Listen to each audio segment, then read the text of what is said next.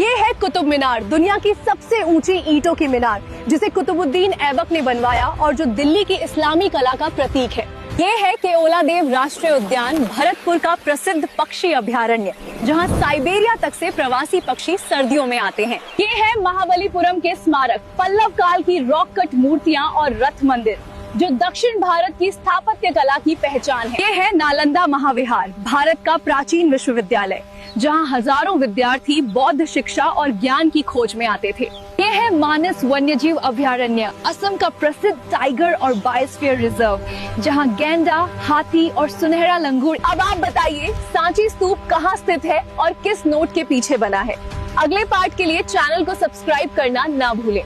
चित्तौड़गढ़ राजस्थान की सबसे ऊंची पहाड़ी पर बसा दुनिया का सबसे बड़ा किला 700 एकड़ में फैला है। 13 किलोमीटर लंबी दीवारों वाला ये दुर्ग मेवाड़ का गौरव और राजपूत वीरता का प्रतीक है। ये सिर्फ एक किला नहीं, ये बलिदान और अजय आत्मा की कहानी है। आइए जानते हैं इसकी ताकत और इतिहास के बारे में। इसका निर्माण 7वीं सदी में मौर्यों द्वारा करवाया गया था। फिर बप्पा रावल ने मेवाड़ की राजधानी बनाया। 15वीं सदी में राणा कुंभा ने इसे मजबूत किया। चित्तौड़गढ़ किले में 7 विशाल दरवाजे हैं, जिनमें रामपोल मुख्य दरवाजा है। इसकी सीढ़ीदार चढ़ाई इतनी कठिन कि सीधा हमला बिल्कुल असंभव है। इस दुर्ग में राणा कुंभा की सबसे बड़ी देन है विजय स्तंभ या कीर्ति स्तंभ, जिसको 1448 में बनवाया गया था। ये 9 मंजिला, 120 फीट ऊंचा और 157 सीढ़ियों वाला भारत की महान इमारत है। और इसी दुर्ग में बना 12वीं सदी का जैन स्तंभ। ये दोनों चित्तौड़गढ़ की शान है। सबसे कमाल की बात है पानी की व्यवस्था। बारिश का पानी ढलानों से नालियों के जरिए टंकियों में जाता था। घेराबंदी में भी सेना और पशुओं के लिए पानी पर्याप्त रहता था। ये तकनीक इतनी उन्नत थी कि किला सालों तक आत्मनिर्भर रह सकता था। लेकिन चित्तौड़ की सबसे मार्मिक कहानी है 3 जौहर। 1303 में अलाउद्दीन खिलजी के हमले पर